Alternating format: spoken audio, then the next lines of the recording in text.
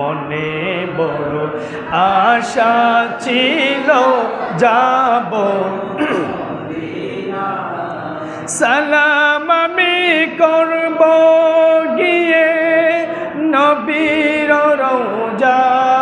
রওজায় মনে বড় আশা ছিল যাব মদিনায় আমার মনে বড় আশা ছিল যাব মদিনায় কাফেলা থেকে যাও তুমি কে যাও বে তোরে আমায় যাও না বাই সঙ্গে নিয়ে খানিকি পাকড়ি কাফেলাতে কে যাও তুমি কে যাও বে তোরি আমায় যাও না বাই সঙ্গে নিয়ে খানিকি পাকড়ি সঙ্গে যদি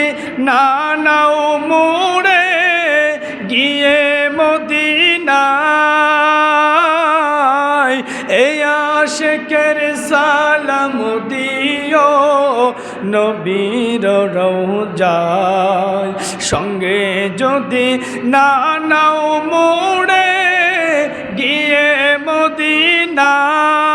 মদিনায় এই আশিকের সালাম দিও নবীর রওজায় আমার মনে বড় আশা ছিল যাব আই বলুন মনে বড় আশা ছিল যাব আরব সাগর পাড়ি দিব নাই কো আমার তোরি অবাই আরব সাগর পাড়ি দিব নাই কো আমার তোরি পাখি নই যে উড়ে যাব খানিকি পাকড়ি ওরে পাখি নই যে উড়ে যাব খানিকি পাকড়ি আশায় আছি সম্বল নাই আমায় আশায় আছি সম্বল নাই করি কি উপায় মনে বড় আশা ছিল যাব মদিনা আমার মনে বড় আশা ছিল যাব মদিনা সম্মানিত আজকের জুমার নামাজে উপস্থিত আমার প্রাণপ্রিয় মুসল্লিয়ান ইকরাম মুরব্বিন আজম যুবক ভাইরা এবং পর্দার আড়াল থেকে শ্রবণ করছেন মাইকের আওয়াজ আমার শ্রদ্ধেয় দিনদার পরহেজগার মা ও বোনেরা সকলের প্রতি আমার অন্তঃস্থল থেকে আবারও সালাম আরজ করছি আসসালামু আলাইকুম ওয়া রাহমাতুল্লাহি ওয়া বারাকাতুহু আমরা সর্বোপরি মহান আল্লাহ পাক রব্বুল আলামিনের দরবারে লাখ কোটি শুকরিয়া জ্ঞাপন করি যে আল্লাহ পাক রব্বুল আলামিন আপনি আমাকে অত্যন্ত দয়া করে মায়া করে মেহেরবানি করে আল্লাহ পাক রব্বুল আলামিন আপনি আমাকে আজকের এই পবিত্র শাওয়াল মাসের দ্বিতীয় জুমাতে আসার মতো এবং আল্লাহ পাক রব্বুল আলামিনের ফরজ হুকুম জুমার নামাজ আদায় করার মতো যে আল্লাহ পাক আপনি আমাকে তৌফিক দিয়েছেন সকলেই সমবেত কণ্ঠে উচ্চ আওয়াজে আওয়াজ করে বলি আলহামদুলিল্লাহ আলহামদুলিল্লাহ। তারই সাথে লাখ কোটি কোটি কোটি শুকর যে আল্লাহ পাক রব্বুল আলামিন এমন একজন নবী এমন একজন রাসূল এমন একজন আকা রাসূল আমাদেরকে দান করেছেন যেই নবীজির উম্মত হওয়ার জন্য অন্য সকল নবী রাসূলরা পাগল পারা ছিল আমরা সেই নবীর উম্মত হতে পেরে খুশি নাকি বেজা খুশি আমরা সকলেই খুশি শুধু খুশি নয় আল্লাহ রাসূল সাল্লাল্লাহু আলাইহি সাল্লাম বলেন আমার আদনা উম্মত যে ব্যক্তি হবে ওই ব্যক্তিকে সাফায়াত করে আমি রাসূল জান্নাতে নিয়ে যাব কন্যা সুবহানাল্লাহ। এমন একজন পাওয়ারফুল নবীর উম্মত আমরা হতে পেরেছি, এমন একজন রাসূল আমরা পেয়েছি যেই রাসূলের উম্মত হওয়ার জন্য অন্য সকল নবী রাসূলরা পাগল হয়েছিল কন্যা সুবহানাল্লাহ। আল্লাহ পাক আপনি আমাকে এমন মেহেরবানি করেছেন, এমন দয়া করেছেন, এমন মায়া করেছেন, যে দয়া এবং মায়ার কারণে আল্লাহ পাক রব্বুল আলামিন আপনি আমাকে এই নবীকে দান করে দিয়েছেন। সকলে আবারও সেই রাসূলকে, সেই নিয়ামত আমরা পেয়েছি, সেই নিয়ামতের জন্য আল্লাহর দরবারে আবারও সকলে বলি আলহামদুলিল্লাহ। তারই সাথে লাখ কোটি দরুদ ও সালাম ওই মানবতার মুক্তির দূত সৈয়দুল মুরসালিন হুজুরে আকরাম নূরে মুজাসসাম নূরুন আলা নূর সৈয়দিনা হাবিবিনা হুজুরে পাক নূর সাল্লাল্লাহু আলাইহি ওয়াসাল্লামের পাক কদম মোবারকে, যেই নবীজিকে আল্লাহ পাক রব্বুল আলামিন আজ থেকে প্রায় ১৫০০ বছর আগে এই পৃথিবীর এমন একটি জামানার মাধ্যমে আল্লাহ পাক প্রেরণ করেছিল, যেই জামানার মানুষগুলা অন্ধকারে নিমজ্জিত হয়ে গিয়েছিল, যে মানুষের ভিতরে মনুষ্যত্ব বলে কোনো কিছু ছিল না, যে মানুষ যাদেরকে দেখতে মানুষ দেখা যেত কিন্তু তাদের ভিতরে মনুষ্যত্ব বলে কোনো কিছু ছিল না। তারা দিনে দুপুরে খুন খারাপি, তাস, রাহাজানি, হত্যা, ব্যভিচার, বিভিন্ন অন্যায় অপকর্মের মাধ্যমে তারা লিপ্ত ছিল। ওই জাহিলিয়াতের যুগের মাধ্যমে আল্লাহ পাক রব্বুল আলামিন আলোর দিশা দিয়ে নূরে মুজাসসামকে, নূরের টুকরাকে আল্লাহ পাক রব্বুল আলামিন এই পৃথিবীতে প্রেরণ করে রাসূল করিম সাল্লাল্লাহু আলাইহি সাল্লামের হাতে একটি মুজিজা আল্লাহ পাক দিয়ে দিয়েছেন, যে মুজিজার নাম হলো পবিত্র কুরআন কন্যা সুবহানাল্লাহ। ওই সময় যেই সময়টা ছিল, ওই সময় নবীজি ছাড়া পৃথিবীতে আর কেউ নবীজির পক্ষে ছিল না, শুধু রাসূল একা, আর নবীজির হাতে ছিল পবিত্র কুরআন কন্যা সুবহানাল্লাহ। এই নবীজি একা এবং পবিত্র কুরআনকে নিয়ে যখন দ্বীনের দাওয়াত প্রচার শুরু করলেন, এক করে একা রাসূল করিম সাল্লাল্লাহু আলাইহি সাল্লামকে আল্লাহ পাক রব্বুল আলামিন, যেই নবীর রহমত বরকত, যেই রাসূলকে আল্লাহ পাক রব্বুল আলামিন বলছেন আমা আরসালনাকা ইল্লা রাহমাতাল লিল আলামিন। সুবহানাল্লাহ। আমি আল্লাহ পাক রব্বুল আলামিন সমস্ত আলমের সৃষ্টিকর্তা, আমি আল্লাহ পাক সমস্ত আলমের স্রষ্টা, আর আমার নবী হলো আমি আল্লাহ পাকের সৃষ্টি জগতের রহমত কন্যা সুবহানাল্লাহ। সেই রহমাতুল লিল আলামিন নবীজির রহমত গোটা পৃথিবীতে আল্লাহ পাক বিস্তার করে দিয়েছেন। এখন পৃথিবীর আনাচে কানাচে এমন কোনো জায়গা বাদ নাই যেখানে ইসলাম প্রবেশ করে নাই কন্যা সুবহানাল্লাহ। বন্ধুরা আমার, এই জাহিলিয়াতের যুগের মাধ্যমে, জাহিলিয়াতের যুগে যেই রকম মানুষের ভিতরে কোনো মনুষ্যত্ব ছিল না, ঠিক তদ্রূপ সেই জাহিলিয়াতের দ্বার প্রান্তে আমরা আবারও চলে আসছি। কথা বলেন ঠিক কিনা? বন্ধুরা আমার, আপনারা জানেন আল্লাহ পাক রব্বুল আলামিন বান্দাকে মেহেরবানি করে, মহাব্বত করে, মায়া করে, দয়া করে ততক্ষণ পর্যন্ত বান্দাকে আল্লাহ পাক রব্বুল আলামিন রহমতের নজরে দেখে, যতক্ষণ পর্যন্ত সেই রহমতের ভিতরে থাকে কন্যা সুবহানাল্লাহ। আর যখন বান্দা গুনাহ করতে করতে করতে করতে করতে করতে গুনার পাহাড় পরিমাণ গুনাহ করে ফেলে, আল্লাহ পাক রব্বুল আলামিন তারপরে বান্দাকে রহমত দান করে পুনরায় আবার যখন সেই গুনাহতে নিমজ্জিত হয়ে যায়, আমার আল্লাহ বলে, ও বান্দা তুমি এত গুনাহ করতেছো, তোমাকে হালকা একটু বোঝার জন্য আল্লাহ পাক কিছু একটা গজবের দ্বার প্রান্তে তাকে নিয়ে যায়। মাঝে মধ্যে দেখবেন বান্দারা বিশাল বড় বড় সমস্যার মধ্যে পড়ে যায়। কী কারণে?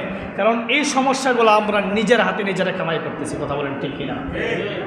কারণ আল্লাহ পাক চাই না, আল্লাহ পাক কখনো চাই না তার বান্দা কোনো বিপদে পড়ো, আল্লাহ পাক কখনো চাই না তার বান্দা কোনো সমস্যায় পড়ে যায়, আল্লাহ পাক কখনো চাই না তার বান্দার চোখ দিয়ে পানি পড়ো। আল্লাহ পাক চাই আমার বান্দা সুখ শান্তিতে বসবাস করো কন্যা সুবহানাল্লাহ।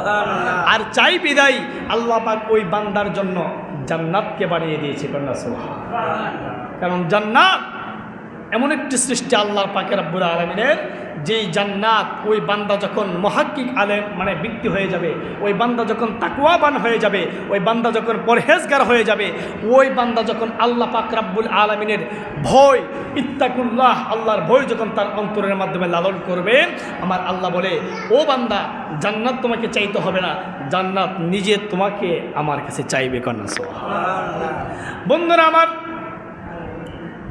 এই যে রাসূল করিম সাল্লাল্লাহু আলাইহি ওয়াসাল্লাম আজ থেকে প্রায় ১৫০০ বছর আগে এই পৃথিবীতে আল্লাহ পাক প্রেরণ করেছিলেন নবীজিকে এমন একটি জামানার মাধ্যমে, যেই জামানাটা ছিল জাহিলিয়াতের জামানা, যেইখানে মানুষের মধ্যে মনুষ্যত্ব বলে কোনো কিছু ছিল না, যেইখানে মানুষ তারা শুধু নামে মানুষ ছিল, তাদের ভিতরে কোনো মনুষ্যত্বের কাজ ছিল না। তারা দিনে দুপুরে মানুষের উপরে জুলুম করত, তারা দিনে দুপুরে নারীদেরকে অত্যাচার করত, হত্যা করত, রাহাজানি করত, খুন করত, দর্শন করত, জিনা ব্যভিচার করত। ঠিক তদ্রূপ ওই জাহিলিয়াতের দ্বারপ্রান্তে আবারও আমরা চলে আসছি, কথা বলেন ঠিক কিনা? আপনারা জানেন, আমি প্রথমেই যে বিষয়টা আপনাদেরকে বিবেচনায় রাখতে চাই, সকলেই জানেন আমাদের আজমেরীগঞ্জের একটি ঘটনা মনে হয় আপনারা সবাই জানেন। গত ৩-৪ দিন আগে আমি ইন্টারনেটের মধ্যে দেখলাম আমাদের পুঠিয়ারকান্দা, আজমেরীগঞ্জ পুঠিয়ারকান্দা এলাকার একটি শিশু বাচ্চা, 12 বছরের একটি মেয়ে, ওই মেয়েটাকে তারা কি করলো, দুষ্কৃতিকারীরা তারা কি করলো, মেয়েটাকে নিয়ে হাত পা বেঁধে, তার সাথে যে কত ধরনের অন্যায় অবিচার করছে সেটা তো আছেই, হাত পা বেঁধে ওই মেয়েটাকে পানির মাধ্যমে ফেলে দিল। পরবর্তীতে 2 দিন পরে ওই মেয়েটার লাশ ফুলে উঠছে। ওটা নাউজুবিল্লাহ। এরকম জঘন্যতম কাজ কারবার এটা মনে হয় আমাদের এই এলাকার মাধ্যমে আর কখনো হয়। হ্যাঁ, শাল্লা পুঠিয়ারকান্দা এই যে অবস্থাটা, মানুষগুলা, মানুষের ভিতরে আল্লাহর যে ভয়, আল্লাহর যে আল্লাহ পাক রব্বুল আলামিন এই কারণে বান্দাদেরকে বলতেছে, এ বান্দারা, আমি আল্লাহ চাই না তোমাদেরকে বিপদ দেওয়ার জন্য, কিন্তু এমন পর্যায়ে যখন বান্দা চলে যায় তখন আল্লাহর গজব অটোমেটিকলি ওই বান্দার উপরে চলে আসে। সম্মানিত হাজরিন, এই জন্য আল্লাহ পাক রব্বুল আলামিন ছাড় দেন, কিন্তু ছেড়ে দেন না। 1 দিন 2 দিন 3 দিন আপনাকে ঢিল দিতেছে। আল্লাহ পাক রব্বুল আলামিন, আজকে আমরা নামাজ পড়ি না, রোজা রাখি না, আমরা মসজিদের প্রতি আমাদের কি নাই, গুরুত্ব নাই, আল্লাহর প্রতি আমাদের ভয় নাই, শাস্তি, আল্লাহর যে আযাব আছে, আল্লাহর যে গজব আছে, সেই গজবের প্রতি আমাদের কি নাই, খেয়াল নাই। যখন বিপদে পড়ে যায় তখন 24 ঘন্টা আল্লাহ ছাড়া আর কোনো উপায়, কথা বলেন ঠিক কিনা? যখন তুফান আয়ে, মাঝে মধ্যে আমরা যারা গ্রাম অঞ্চলে আছি দেখুন, যা তুফান যখন আয়ে ঘরের দরজা মাইতে ধৈরা সমানে শুরু করে লা ইলাহা ইল্লা আনতা সুবহানাকা ইন্নী কুনতু মিনাজ জালিমিন, কথা বলেন ঠিক কিনা? সারাদিন একবার এই দোয়া পড়ে না, কিন্তু তুফান আইলে দরজার মাইতে ধৈরা গেছে কি করে শুরু করে দেয়। ঘর থেকে বউ কয় তাড়াতাড়ি আজান দাও, কি গো, মানে ইয়া করে দেয়, কি গো আপনি লা ইলাহা ইল্লা আনতা সুবহানাকা ইন্নী কুনতু মিনাজ জালিমিন কইলে হইতো না, তাড়াতাড়ি আজান দেন। আজান দিলে আল্লাহর গজব থাকে, সুবহানাল্লাহ কইতেন না? বন্ধুরা আমার, এজন্য আসুন, এই যে দেখেন আমাদের অঞ্চলের মাধ্যমে এই গ্রাম অঞ্চল পর্যন্ত মানুষের ভিতরে আল্লাহর যে ভয় আছে, শয়তান এমনভাবে আমাদের ভিতরে প্রবেশ করে ফেলছে। আগে আমরা শুনতাম শহর বন্দরের মাধ্যমে এই রকম ঘটনা ঘটত, আর শহর অঞ্চলে চলাফেরা করলেও এখানে নেশাখোর, গাঞ্জাখোর, টেন্ডারবাজ, মানে বিভিন্ন ধরনের সন্ত্রাসী লোক থাকতো শহরে, কিন্তু গ্রামের দিকে এরকম ঘটনা কখনো ঘটে নাই। কিন্তু আমাদের গ্রাম অঞ্চলের মাধ্যমে যখন এরকম ন্যাক্কারজনক ঘটনাগুলো চলে আসে, তাহলে আমাদেরকে এখন যদি আমরা সচেতন না হই, তাহলে ভবিষ্যতে আমাদের জন্য খুব খারাপ জিনিস অপেক্ষা করতেছে, কথা বলেন ঠিক কিনা? কারণ সময় থাকতে আমাদেরকে সচেতন হতে হবে। আবার যখন সময় হাতছাড়া হয়ে যাবে, আপনি যখন এই ঘটনার মাধ্যমে পতিত হয়ে যাবেন, তখন যদি আপনি সারাদিন চিল্লাচিল্লি করেন কোনো লাভ হবে না, কারণ আপনার সাথে ঘটনাটা ঘটিয়ে গেছে। এই জন্য যখন আমাদের সামনে বিপদ আসবে, একজন ভাই যখন বিপদে পড়বে, ওই ভাই থেকে আমাদেরকে শিক্ষা নিতে হবে, কথা বলেন ঠিক কিনা? আল্লাহ রাসূল সাল্লাল্লাহু আলাইহি ওয়াসাল্লাম, আল্লাহর বন্ধু তারাই যারা অপরের বিপদ থেকে নিজের জন্য শিক্ষা অর্জন করে। এই যে বিভিন্ন ধরনের ঘটনাগুলা, এই কিছুদিন আগে শিলাবৃষ্টিতে অসংখ্য অগণিত ফসল নষ্ট হয়ে গিয়েছে। এখন এই যে অনাবৃষ্টি, শিলাবৃষ্টিতে তো ফসল নষ্ট হয়েছে, আবার আল্লাহ পাক এমনভাবে বৃষ্টি দান করছে, এই বৃষ্টির পানি আবদ্ধ হয়ে ওই শাল্লা সুনামগঞ্জের অনেক খাবার চলে গেছে, কথা বলেন ঠিক কিনা? এগুলা কিন্তু আল্লাহ পাক রব্বুল আলামিনের গজব। এগুলা কি গজব? সম্মানিত হাজরিন, তাহলে আসুন আল্লাহ পাক রব্বুল আলামিন কি কারণে বান্দাদেরকে এই গজবগুলা দান করে? বান্দা যখন গুনাহ করতে করতে করতে করতে গুনার যখন চরম পর্যায়ে চলে যায়, গুনাহগুলো যখন চরম পর্যায়ে চলে যায়, আমার আল্লাহ বলে ওই বান্দাকে বোঝানোর জন্য আমি আল্লাহ পাক সাধারণ মাত্র একটু ইশারা করি, আর সেই ইশারাতে এই বান্দা টিকতে পারে না। সুবহানাল্লাহ। সাধারণ একটু জাররা পরিমাণ ইশারা আল্লাহ পাক দেখায় যে আমি আল্লাহ পাক রব্বুল আলামিন চাইলে তোমাকে নিমেষেই ধ্বংস করতে পারি। কথা বলেন ঠিক কিনা? এই জন্য বন্ধুরা আমার, তাহলে এই পথ থেকে কীভাবে আমরা বের হয়ে আসব? আল্লাহ পাক রব্বুল আলামিন আল্লাহর নবী, মায়ার নবী, দয়ার নবী, নূরের নবী বলে, আমার নবী যে বলতেছেন, ও আমার সাহাবীরা, হাদিসের মাধ্যমে ঘটনা আসছে, আল্লাহর নবী যে সাহাবীদের কি ঘটনা বর্ণনা করতেছেন, ও আমার সাহাবীরা রে, ও সাহাবীরা মনোযোগ দিয়ে শুনে রাখো। সাহাবীরা বলে, ইয়া রাসূলুল্লাহ, ইয়া হাবিবাল্লাহ, বলুন কি? আপনি বলবেন, আমরা শুনতে চাই, আপনার কথা আমরা শুনতে চাই। নবীজি সাহাবীদেরকে নিয়ে বলতেছেন, এমন এক যাযাবর যে মরুভূমির মাধ্যমে উট নিয়ে যাচ্ছে, ওটের মাধ্যমে তার খাবার দাবার সব কিছু, উটকে বলা হয় মরুভূমির জাহাজ। ওই মরুভূমির জাহাজের মাধ্যমে মাল সামানা নিয়ে, তার খাবার দাবার নিয়ে 30 দিনের সফরে গেছে। কই দিনের? 30 দিনের সফরে ওই মানুষটা মরুভূমির, আরব কান্ট্রির মরুভূমি অঞ্চলের মাধ্যমে সে চলাফেরা করতেছে, হাঁটতে হাঁটতে হাঁটতে হাঁটতে মরুভূমির মধ্যপথের মাধ্যমে যখন চলে গেল, ওই মানুষের মনটা, শরীরটা অত্যন্ত ক্লান্ত হয়ে গিয়েছে।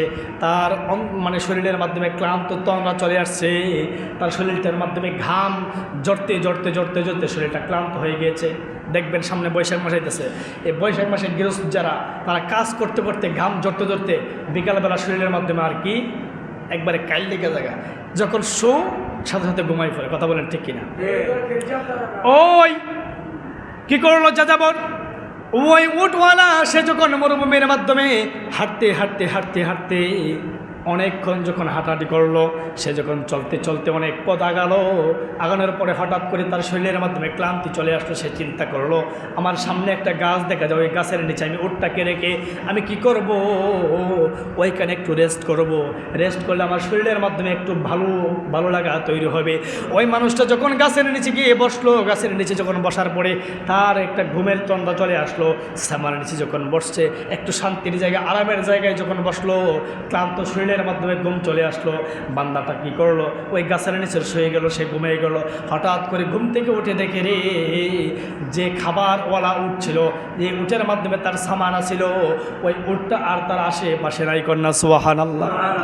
হঠাৎ করে সে ঘুম থেকে ওইটা দেখে, আরে সারাদিন কষ্ট কইরা এত হাঁটতে হাঁটতে হাঁটতে হাঁটতে আমি চিন্তা করলাম একটু রেস্ট কইরা পরে আমার খাবারটা গ্রহণ করবো, ফেটে খিদা নিয়ে ঘুমাইছি, উট নাই। উট নাই। ব্যক্তি এমন একটা অবস্থার মধ্যে পড়ে গেছে, আশেপাশে কোনো গ্রাম নাই, আশেপাশে কোনো মানুষ নাই, শুধু গাছের নিচে সে একা, মাইলের মাইল জায়গা সে হেঁটে আসছে। এখন যাওয়ার মতো কোনো কি নাই, ক্ষমতা তার শরীরে নাই। সে যদি খাবার গ্রহণ না করে তাহলে বেশিক্ষণ হাঁটতে পারবে না, সে অসুস্থ হয়ে যাবে। এখন খাবারও নাই, কারণ যেই খাবার উটের মাধ্যমে যেই খাবারগুলো সামানগুলো ছিল, সে উটকে সে হারিয়ে ফেলছে। এমন এক অবস্থার মধ্যে পড়ে গেলে চিন্তা করলো, এখন যদি আমি উট না পাই তাহলে আমার এই মরুভূমিতে মৃত্যু ছাড়া কোনো উপায় নাই, কারণ খাবার নাই। আর ওই যে আমার সম্বল ছিল, আমার যে চাহিদার যে সম্বল ছিল, যার উপরে উঠে যে আমি ভ্রমণ করতাম, সে ওটো আমার কাছ থেকে হারিয়ে গিয়েছে। এমন এক পর্যায়ের মাধ্যমে নবীজি সাহাবীদেরকে জিজ্ঞাসা করতেছে, ও আমার সাহাবীরা রে, ওই যে মানুষটা এমন এক পর্যায়ের মাধ্যমে সে উটটা হারিয়ে ফেললো, তার অন্তরের মাধ্যমে, তার পেটের মাধ্যমে খিদা, এই খিদার যন্ত্রণায় ছটপট ছটপট করতেছে, পেটের মাধ্যমে খিদার জ্বালা শুরু হয়ে গেছে। এমন সময় ওই মানুষটাকে তোমরা কোন চোখে দেখতেছো, তোমাদের কাছে ওই মানুষটাকে কেমন মনে হয়েছে? সাহাবীরা ডাক দিয়ে বলে, ইয়া রাসূলুল্লাহ, ইয়া হাবিবাল্লাহ, ওগো আল্লাহর নবী, ওই মানুষের মতো অসহায় মানুষ ওই সময় আর দুনিয়াতে আর কেউ নাই। কথা বলেন ঠিক কিনা? এমন এক পর্যায়ের মাধ্যমে তার মতো অসহায় কেউ আছে?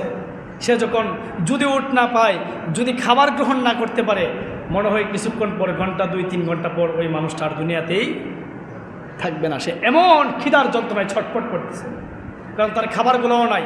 তার যে উটটা ছিল, সে উটটাও সে হারিয়ে ফেলছে। নবীজি বলে, ও আমার সাহাবীরা, ওই মানুষটাকে তোমরা কীরকম দেখতেছো? সাহাবীরা বলে, ওই মানুষটা হলো সবচেয়ে বড় অসহায়, দুনিয়াতে তার মতো অসহায় ওই সময় আর কেউ নাই, কারণ তার বিপদ ছাড়া আর কোনো কিছু। ওই মানুষটা আল্লাহ আল্লাহ করতেছে, আল্লাহ ছাড়া কোনো উপায় নাই। সেই মানুষটা হঠাৎ করে তাকিয়ে দিকে তার পেছন দিকে যখন তাকালো, তাকায় দেখে ওই যেই উটটা হারিয়েছিল ওই উট তার খাবার সহ বস্ত্র সহ পানি সহ ওই উট আবার পুনরায় তার দিকে ফিরে আসতেছে। কন্যা সুবহানাল্লাহ। আমার নবী, আপনার নবী, মায়ার নবী, নূরের নবী ডাক দিয়ে বলতেছেন, ও আমার সাহাবীরা রে, এই মুহূর্তে ওই মানুষটাকে তোমরা কিভাবে দেখতেছো? সাহাবীরা মুস্কি মুস্কি হাসি আর বলে, ইয়া রাসূলুল্লাহ, ইয়া হাবিবাল্লাহ, ওই দুনিয়ার মাধ্যমে ওই সময় তার মতো সুখী আর কেউ নাই। সে মৃত্যুর দিক থেকে, মৃত্যুর কাছ থেকে পুনরায় আবার জীবন পাইতেছে। মরার পথে চলে গেছিল, আবার পুনরায় জীবন ফিরে পাইতেছে। যে অসহায় মানুষটা পুনরায় যখন ওটাকে ফিরে পাইল, এর চাইতে খুশি দুনিয়া তার কেউ আছে? এত খুশি হয়ে গেছে।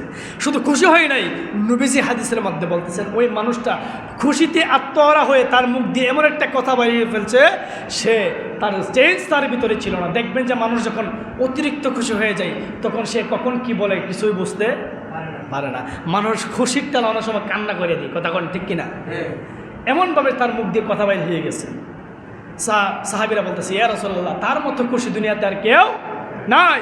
নবীজি আমার বলতেছে, সেই মানুষটা এই এমন একটি পর্যায়ের মধ্যে উটটা যখন হারিয়েছে, সে যেরকম অসহায় ছিল, আবার যখন সে উটটা ফিরে পেল, উট যখন আবার সে ফিরে পেল, সে যখন খাবারগুলো গ্রহণ করতে পারলো, সে যেই রকম খুশি হয়েছে তার চাইতে কোটি কোটি কোটি গুণ বেশি খুশি হয়ে যায় আমার আল্লাহ পাক রব্বুল আলামিন, যেই বান্দাটা গুনাহ করার পরে আল্লাহর কাছে পুনরায় তওবা করে ফিরে আসে। কন্যা সুবহানাল্লাহ। আল্লাহর কাছে যেই বান্দাটা গুনাহ করতেছিল, গুনার কাজে নিমজ্জিত ছিল, ওই বান্দাটা যখন আবার পুনরায় আল্লাহর কাছে ফিরে আসে, ওই উট হারানো মানুষটা যেই রকম উটটা পাওয়ার পরে খুশি হয়েছে, কারণ এর চাইতে খুশি দুনিয়া তার কিছু আছে নাই, এর চাইতে কোটি কোটি গুণ বেশি খুশি হয়ে যায় আমার আল্লাহ পাক রব্বুল আলামিন যদি ওই গুনাহগার বান্দাটা পুনরায় আবার আল্লাহর পথে ফিরে আসে, নামাজ শুরু করে দেন, আল্লাহর কাছে তওবা করে। কন্যা সুবহানাল্লাহ। শুধু তাই নয়, আরেকটি এক্সাম্পলের মাধ্যমে নবী করিম সাল্লাল্লাহু আলাইহি সাল্লাম সাহাবাদেরকে বলতেছেন, ও আমার সাহাবীরা রে, তোমরা কি ইউসুফ নবীর নাম শুনছো? জি শুনছি। ইউসুফ নবী এবং ইয়াকুব নবী, ইউসুফ আলাইহিস সালামের বাবার নাম আছেন কি? ইয়াকুব আলাইহিস সালাম। ইউসুফ নবী এবং ইয়াকুব নবী যখন পৃথক হয়ে গেছে, 10 ভাই যখন ইউসুফ নবীকে গিয়েছিল শিকারের জন্য, আপনারা ঘটনা বললে অনেক লম্বা হবে, ওই শিকারের মাধ্যমে গিয়া তারা চাইছিল ইউসুফ নবীর কী করতো? মেরে ফেলতো, কুয়ার মধ্যে ফেলাই দিয়েছিল। আল্লাহ পাক রব্বুল আলামিন কুদরতে তাকে কী করলেন? আল্লাহ পাক রব্বুল আলামিন মিশরের পার্লামেন্টের দায়িত্ব দিয়ে দিলেন। কন্যা সুবহানাল্লাহ। এমন এই ইউসুফ নবীর জন্য ইয়াকুব নবী তার সন্তানের জন্য কাঁদতে কাঁদতে কাঁদতে কাঁদতে কিতাবের মাধ্যমে আসছে, কাঁদতে কাঁদতে চোখ দিয়ে চোখের পানি আর বাইর হয় না, চোখ দিয়ে রক্ত বাইর হইতেছে। কন্যা সুবহানাল্লাহ। শুধু তাই নয়, ইয়াকুব আলাইহিস সালামের চোখের পাশ দিয়ে, নাকের পাশ দিয়ে পানি যে পড়ছে, সেই পানি পড়তে পড়তে হাল হয়ে গেছে, মাংস পড়ছে, সেখান দিয়ে হাল একবার ছিন্ন হয়ে গেছে। কন্যা সুবহানাল্লাহ। ইয়াকুব নবী 1 বছর 2 বছর নয়, কোনো রেওয়াত আছে 40 বছর, কোনো রেওয়াত আছে 60 বছর পর্যন্ত ইয়াকুব নবী তার সন্তানের জন্য কাঁদছে। সুবহানাল্লাহ। কাঁদতে কাঁদতে কাঁদতে কাঁদতে যখন 40 বছর পর ওই ইউসুফ নবী বাবাকে দেখার জন্য তার মন ছটপট ছটপট শুরু করছে, পুনরায় যখন আবার ওই মিশরের দায়িত্ব পাইলেন, পাওয়ার পরে বাইরে যখন তার কাছে ত্রাণের জন্য গেলেন, সে ভাইদেরকে কানে কানে যখন আল্লাহ পাক রব্বুল আলামিন আবার যখন ইউসুফ যখন একত্রিত হবে, 40 বছর পর হারানো সন্তান যখন বাবা পায়, ওই বাবাকে খুশিটা মনে কম হইব? কেউ কম হইতো না? যেই সন্তান তার কলিজার টুকরা ছিল, যেই সন্তানকে হারানোর পরে বাবার নিজে খাবার দাবার সব কিছু ছেড়ে দিয়েছে, যেই সন্তানের জন্য চোখের থেকে পানির বদলে রক্ত বাইর হয়েছে, ওই সন্তানকে যদি 40 বছর পর বাবা খুঁজে পায়, ওই বাবার চাইতে মনে দুনিয়ার আরও মানুষ খুশি হয়ে যায়। এর চাইতে খুশি দুনিয়াতে আর কিছু হতে পারে না। আমার নবীজি বলে, ওই ইউসুফ এবং ইয়াকুব একত্রিত হওয়ার পরে, একসাথে দেখা হওয়ার পরে যেই রকম খুশির আমেজ দুনিয়াতে তৈরি হয়েছিল, এর চাইতে কোটি গুণ খুশির আমেজ তৈরি হয়ে যায় গুনাহগার বান্দা যখন তওবা করে আল্লাহর কাছে ফিরে আসে। কন্যা সুবহানাল্লাহ। তাহলে আমরা যারা গুনাহ করি, সেই গুনাহ করার পরে বান্দা যখন পুনরায় আবার যখন তওবা করে আল্লাহর কাছে ফিরে আসে, আল্লাহ পাক বলে ওই বান্দার জন্য আমি আল্লাহ আমার রহমতের দোয়ার গলা খুলে দিই। কন্যা সুবহানাল্লাহ। বন্ধুরা আমার, এজন্য আসুন, আল্লাহ পাক রব্বুল আলামিন যেহেতু আমাদেরকে সুযোগ দিয়েছেন, আমাদের জন্য এখনো তওবার দরজা বন্ধ হয় নাই, আমার আল্লাহ পাক রব্বুল আলামিন পবিত্র কুরআনুল কারীমের মাধ্যমে একবার দুইবার নয় অসংখ্য অগণিতবার বলেছেন, আনা গফুরুর রহিম, আমি আল্লাহ পাক রব্বুল আলামিন ক্ষমাশীল এবং দয়ালু। আনা তাওয়াবুর রহিম, আমি আল্লাহ পাক তওবা কবুলকারী। আমি আল্লাহ পাক রব্বুল আলামিন বান্দা যখন তওবা করে, আমি আল্লাহ পাক রব্বুল আলামিন ওই বান্দার তওবাগুলোকে কবুল করে নেই। কন্যা সুবহানাল্লাহ। শুধু তাই নয়, আমার আল্লাহ পাক রব্বুল আলামিন পবিত্র কুরআনুল কারীমের মধ্যে বলতেছেন, আল্লাহ পাক বান্দাদেরকে ডাক দিয়ে বলতেছেন, কুল ইয়া ইবাদিল্লাযীনা আসরাফু আলা আনফুসিহিম ওয়া লা তাকনাতু মির রাহমাতিল্লাহ ইন্নাল্লাহা ইয়াগফিরুয যুনুবা জামিআ। কন্যা সুবহানাল্লাহ। আমার আল্লাহ পাক রব্বুল আলামিন বলতেছেন, কুল, হে নবী আপনি বলে দিন, ইয়া ইবাদি, আমার বান্দাদেরকে বলে দিন, কুল ইয়া ইবাদি আল্লাযী আসরাফু আলা আনফুসিহিম, আল্লাযী যখন বান্দারা কি করে, আল্লাযী বান্দারা যখন আনফুসিহিম তার নফসের প্রতি জুলুম করে ফেলে, তার নফসের তাড়নায় যখন করে ফেলে, বান্দা যখন নফসের তাড়নায় পড়ে, যখন গুনাহ করতে থাকে, গুনাহ করতে করতে করতে করতে করতে করতে এমন গুনাহ করে ফেলছে, এত গুনাহ করে ফেলছে, বান্দার নফসের মাধ্যমে শয়তান এমনভাবে ধোঁকা দিয়ে ফেলছে, সে নিজে নিজে চিন্তা করতেছে, আমি যেহেতু গুনাহ করে ফেললাম, আমার তো গুনার কোনো শেষ নাই, আমি যদি এখন তওবা করি মনে হয় আল্লাহ আমার তওবা কবুল করবে। দেখবেন যে শয়তান বান্দার মনের ভিতরে এমনও ওয়াসওয়াসা দেয়, এ বান্দা তুমি তো অসংখ্য অগণিত গুনাহ করে ফেলছো, যেহেতু তুমি এত গুনাহ করছো, এখন কেউ যদি নামাজ পড়ো এই নামাজ আর কবুল হইব? গুনাহ করছো যে কয়টা বছর আছে, যে কয়টা দিন বাচ্চা তাহ গুনাহ করে কাটাই দেব, যাই হোক হইব না মারার পর। এরকম কথা কোনা অনেকেই, অনেক মানুষ আছে এরকম কথা, আর মরার পরে যেটা হয়ে পড়ে পড়ে জীবন ভরে তো কাটাইলাম গুনাহ করে, অনেকে সেটা নামাজ পড়লে কেউ করে ভালো মানুষ হয়ে যাবে, মানে আশা ছাইড়া দেয়। আছে না এরকম মানুষ, যে গুনার প্রতি সে নিজে এত গুনাহ করছে, গুনার প্রতি সে মানে আকৃষ্ট হয়ে সে নিজের যে ক্ষমা পাবে এই আশাটাই কি করে ছাইড়া দেয়। আমার আল্লাহ পাক নিজে কোরআনে বলতেছেন, ইয়া আইয়ুহাল ইবাদিল্লাযী আসতারা আলা আনফুসিহিম, হে বান্দা তুমি যখন তোমার নফসের প্রতি জুলুম করতে থাকো, জুলুম করতে করতে করতে করতে তুমি যখন তোমার আশাটা ছেড়ে দাও, তুমি যে ক্ষমা পাইবা এই আশাটা পর্যন্ত তোমার ভিতরে থাকে না, বান্দা লা তাকনাতু মির রাহমাতিল্লাহ, ও বান্দা ওই পর্যায়ে থেকেও তুমি আমার রহমত থেকে নৈরাশ হয় না। কেননা তোমার গুনাহ যদি আমি আল্লাহ পাকের সৃষ্টি জগতের সমস্ত সৃষ্টি জগতের পরিমাণ যদি তোমার গুনাহ হয়ে যায়, আমার রহমতের যারা কাছে তোমার গুনাহ মাত্র জাররা পরিমাণ। তোমার গুনাহ যদি সমুদ্রের পানি পরিমাণ হয়, আমি আল্লাহ পাকের রহমত ওইখানে মাত্র জাররা পরিমাণ। আমি আল্লাহ পাক যদি ওইখানে জাররা পরিমাণ রহমত দেই, সমুদ্রের পানি পরিমাণ গুনাহ থাকলেও সেগুলো মাফ হয়ে যায়। কন্যা সুবহানাল্লাহ। শুধু তাই নয়, বান্দা যখন পুনরায় সেই গুনাহ নিয়ে আমি আল্লাহর দরবারে তওবা করে, নবীজি বলে যখন খালিস নিয়তে কোনো বান্দা তওবা করে, সেই তওবা করার পরে আল্লাহ পাক রব্বুল আলামিন তার অতীতের গুনাহগুলোকে নেকি দ্বারা ভরপুর করে দিই। কন্যা সুবহানাল্লাহ। অতীতে যত গুনাহ করছি, যত গুনাহ আছে, সমস্ত গুনাহগুলোকে শুধু তওবার কারণে আল্লাহ পাক নেকি দ্বারা ডাইভার্ট করে দেয়। কন্যা সুবহানাল্লাহ। এজন্য সম্মানিত হাজরিন, এত সুযোগ থাকার পরেও, এত সময় থাকার পরেও, এত আশা থাকার পরেও আল্লাহ পাক নিজে বলতেছেন, লা হয় না তাকনাতু মির রাহমাতিল্লাহ, নৈরাশ হয়ে যাও না বান্দা, তুমি আমি রহমতের দিকে এখনো আশাবাদী হয়ে যাও, আমি আল্লাহর কাছে যদি তওবা করতে পারো নিশ্চয় আমি আল্লাহ পাক তোমাকে ক্ষমা করে দিব। কন্যা সুবহানাল্লাহ। আর যদি বান্দা তুমি যদি গুনাহ করতেছো, গুনাহ করতে করতে করতে করতে আবারও যদি গুনার দিকে তামিত হয়ে যাও, তাহলে ইন্না বাতশা রব্বিকা লাশাদীদ, বান্দা সাবধান হয়ে যাও, আমি আল্লাহ যেদিন ধরে ফেলবো ওই দিন তোমাকে কেউ রেহাই করতে পারবে না। কন্যা সুবহানাল্লাহ। সম্মানিত হাজরিন, বন্ধুরা আমার, এজন্য আসুন আমরা এখান থেকে আমাদের শিক্ষা কি, এই যে আমাদের সমাজের মাধ্যমে এই সকল অনাকাঙ্ক্ষিত ঘটনাগুলো যে ঘটতেছে, এই সমাজের মাধ্যমে মানুষের ভিতরে যে মনুষ্যত্বগুলো চলে যাচ্ছে, আমরা মানুষ কেন এই অধপতনের দিকে যাইতেছি? কারণ কি? কারণ আমরা মানুষ অধপতনের দিকে যাইতেছি এই কারণে নবী করিম সাল্লাল্লাহু আলাইহি সাল্লামের আরেকটি হাদিস সামনে চলে আসে। নবী করিম সাল্লাল্লাহু আলাইহি সাল্লাম বলতেন, আয়ামে জাহেলাতের জামানায় বনি ইসরায়েলের একজন ব্যক্তি ছিলেন, যিনি মানুষদেরকে সুদের উপরে টাকা লাগিয়ে জুলুম করত। এরকম সুদওয়ালা মানুষ আমাদের সমাজে আছে কি নাই? কথা বলেন, আছে কি না? আপনাদের সমাজে না থাকতে পারে, বিভিন্ন সমাজে আছে।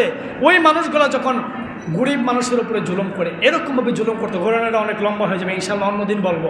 সম্মানিত হাজরিন, ওই মানুষগুলো যখন জুলুম করার চেষ্টা করে, জুলুম করতে থাকে, জুলুম করতে করতে করতে করতে জুলুমের চরম পর্যায়ে যখন চলে যায়, আমার আল্লাহ বলে বান্দা যখন সেখান থেকে তওবা করে ফিরে আসে, আমি তার গুনাহগুলোকে মাফ করে দিই। সুবহানাল্লাহ। এই জন্য আসুন, আমাদের ফিরে আসার পথ এখনও আছে, আমাদেরকে ফিরে আসতে হবে। কারণ এই যে সমাজের মাধ্যমে অনাকাঙ্ক্ষিত ঘটনাগুলো ঘটতেছে, এই যে মানুষের ভিতর থেকে মনুষ্যত্ব চলে যাচ্ছে, তার একমাত্র কারণ মানুষ গুনাহকে নিজের আমল হিসেবে গ্রহণ করে নিছে। কথা বলেন ঠিক কিনা? আমরা গুনাহকে এমনভাবে গ্রহণ করে নিছি, আমরা মনে করি গুনাহ করলে কিছুই না, আর নামাজ পড়তে গেলে শরম করে। কথা বলেন ঠিক কিনা? মসজিদে আইতে আমাদের শরম করে, কিন্তু গুনাহ কাজ করতে আমাদের শরম করে না। যেমন ধরেন, নিজের পকেটের টাকা খরচ করে যদি আজকে 10,000, 20,000, 30,000 টাকা খরচ করে যদি কোন আজকে আমরা কী করবো, 4-5 জন বিরিয়ানি না নাচাইমো, দেখবেন যে কোনো শরম নাই, আরও 2-3 জনে মিললে সেটা যাইতেছে রে এমুকখান থেকে এমুক বিডি আয়া যায়, মানে সে নিজে কইতেছ আরেকজন হয়ে যেতেছে। শরম লজ্জা বলতে কিছু আছে?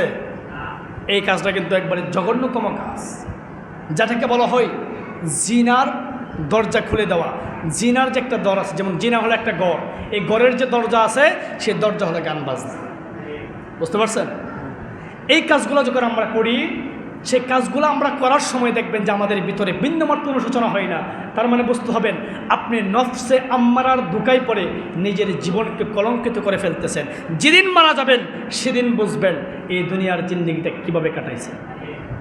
আর যখন আপনি মসজিদের দিকে আসতে, যখন আপনার মনের ভিতরে একটা সংকোচ তৈরি হবে, আরে আমি হঠাৎ করে মসজিদের দিকে যাইতেছি, আজকে যদি নামাজ তৈরি করি তা মানুষ আমার কইব দেখছো নি নতুন মুসল্লি হয়েছে। এই কথাটা অন্তরের ভিতরে যদি এরকম সংকোচ তৈরি হয়, তাহলে মনে করবেন শয়তান আপনার ওস্তাদ হয়ে গেছে। মানে আপনাকে যিনি পরিচালনা করতেছেন তিনি হলেন কি? মিস্টার ইবলিস। ওই ইবলিসের চাবি আপনার পিছনে 24 ঘন্টা লাগাই আছে, যার কারণে আপনি মসজিদে আইতে মনের ভিতরে কুচুমুচু করে, আর গুনার কাজে যাইতে আপনার ভালো লাগে। আর যখন দেখবেন মসজিদের আযান দেওয়ার লগে লগে আপনার ভিতরে মসজিদের প্রতি একটা টান তৈরি হয়ে যায়, টান সৃষ্টি হয়ে যায়। আর অন্য সময় যদি গুনার কাজ আপনি করেও থাকেন, সেটা হলো নফসে লাওয়ামা। আপনি নফসে লাওয়ামা, এই নফসের কাতারে আছেন। আপনি যখন গুনার কাছে যান, সামাজিকতার কারণে বন্ধুবান্ধব যাইতেছে, আপনিও যান গা। আবার দেখা যাচ্ছে মসজিদে যখন আজান হয় নামাজও চলে আসেন, ওই আল্লাহ পাক রব্বুল আলামিন বলেন ওই বান্দাগুলাকে আমি কি করব, কিয়ামতের ময়দানে উসিলার বিনিময়ে তাদেরকে জান্নাত দিব। কন্যা সুবহানাল্লাহ। আর যারা নফসে আম্মারার ধোঁকায় পড়ে আছে, মসজিদের লোকে খবর নাই, নামাজের লোকে খবর নাই, দান সৎকার লোকে খবর নাই, ভালো কাজের দিকে খবর নাই, খারাপ কাজ দেখলে তার ভালো লাগে, তাহলে ওই মানুষগুলা কোনোদিন জান্নাতে প্রবেশ করতে পারবে না। অর্থাৎ তাদের ভিতরে ঈমানের বিন্দুমাত্র রেশ নাই। এই জন্য আসুন আমরা আমাদের নিজেদেরকে পরিচালনা করতে হবে, নিজের প্রতি নিজে চিনতে হবে, নিজেকে নিজে চিনতে হবে। আপনি নিজেকে না চিনতে পারেন, তাহলে আপনার জীবন করাটাই কি বরবাদ। আল্লাহ যেন আমাদের সকলকে তৌফিক দান করেন। সকলে বলেন আমিন। আমা তৌফিক ইল্লা বিল্লাহ। আসসালামু আলাইকুম ওয়া রাহমাতুল্লাহি ওয়া বারাকাতুহু। নামাজ শেষে মিলাদ আছে, সকলে মিলাদ করে যাবেন। আরেকটা মেয়ে মারা গেছে, মা কারা মারা গেছে? মেয়ে। জনের ভাই দুবাই সামনে যেতাম, জনের ভাই আসেন না মাত্র আসি ওরা, আমি খুশি সন্ধ্যার সময় যেতাম। দাওয়াত আছে দুইটা, কয়ানো যান